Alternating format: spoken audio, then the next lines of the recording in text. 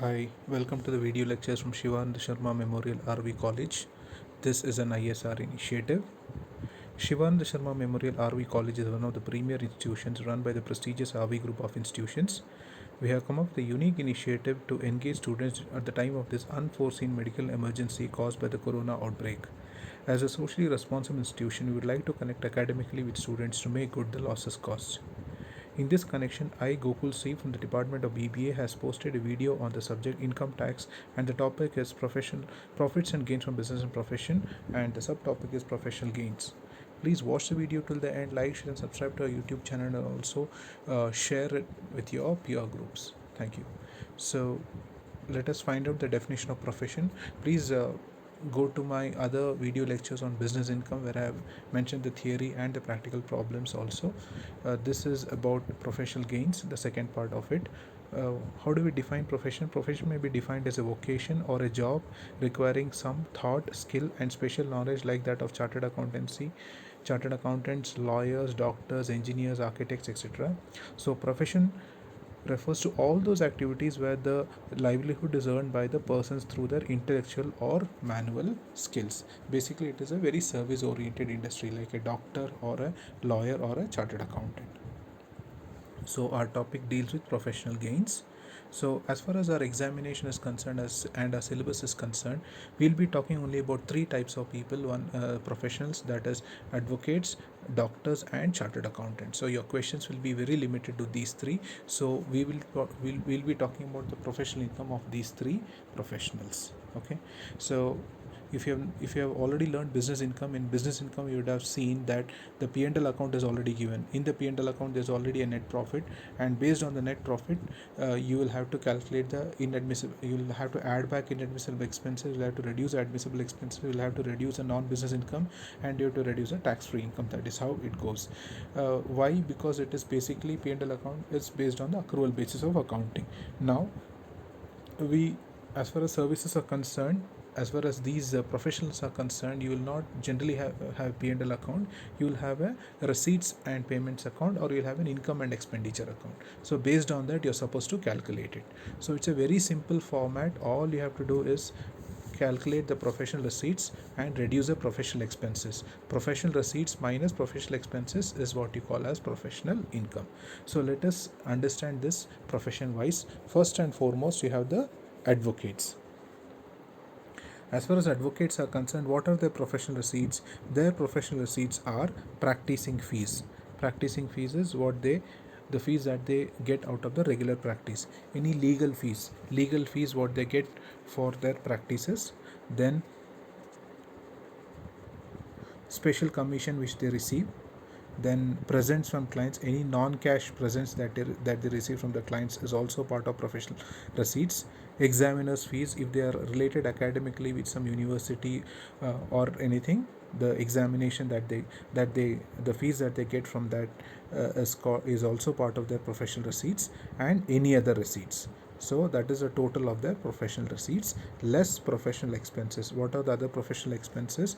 Any office expenses. They have the lawyer's office, there'll be expenses in their office, that is part of professional expenses. Salary to staff, if they have hired any staff, so the salary that they pay to them is part of professional expenses. Cost of books for professional use, if they buy any book related to law, any legal things to uh, enhance their professional knowledge, that also they can take as a professional expense. Then any office equipment, the depreciation of the office equipment can be taken as a professional expense. Then subscriptions to any legal magazines also part of professional expense. Then purchase of stamp paper and court fees, that is also very much related to their day-to-day services, so that also is part of professional expenses. Then you have traveling expenses, any traveling expenses. So your professional receipts minus professional expenses, what you is called professional gains. So this is as far as the advocate is concerned. Coming to the next head of professionals, doctors consultation fees. What are the professional receipts? Consultation fees, operation fees, visiting fees, sale of medicines that they sell, gift from patients, any non-cash gifts, anything which is related, that also part of your professional receipts, and they're bound to pay taxes on that. Then value of any perquisites received by such persons, that is also part of it. Perquisites mean any non-cash benefits.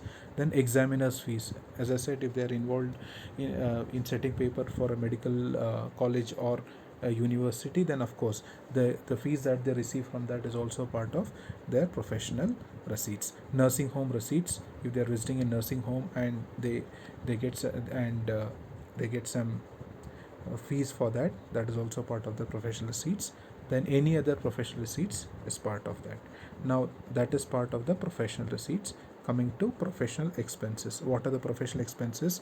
Obviously they'll have some dispensary, so any expenses, that is they need to pay the rent, they will have the light, they have the water bill, salary to staff, telephone expenses, all these are part of their dispensary expenses. Second is cost of medicines.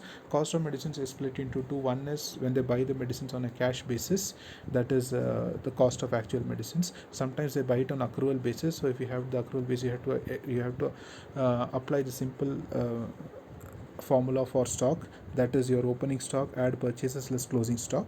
So that is mercantile basis what they use. Third is depreciation on a surgical equipment. So obviously as a doctor, you'll have some surgical equipments in your clinic, and those are bound to get depreciated over the years. So any depreciation that the as per income tax rule, you can reduce it.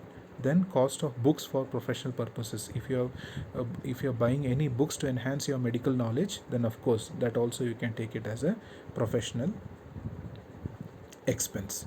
Motor car expenses, any depreciation which you're using your motor car for official use, of course you can take that as a depreciation. Expenses incurred to increase professional knowledge. Suppose you're attending a medical seminar, a conference, or a workshop, or any consortium related to a medical field, then of course those expenses also you can consider it as a professional expense. Nursing home expenses, of course any expenses in your nursing home related to your profession, of course you can take that. And any other expenditure incurred during the year. So that is your professional receipts minus your professional expenses. Then the last one is your chartered accountant. As far as a chartered accountant is concerned, let us see what are his professional receipts. Obviously one will be his audit fees. You know that once the finalization of books are over and he signs on the financial statements, the auditor is supposed to receive his audit fees. Second is income from accounting work. Any income from accounting work, if he's engaging not just in auditing but also accounting, then the fees that they get from the clients is part of his professional receipts.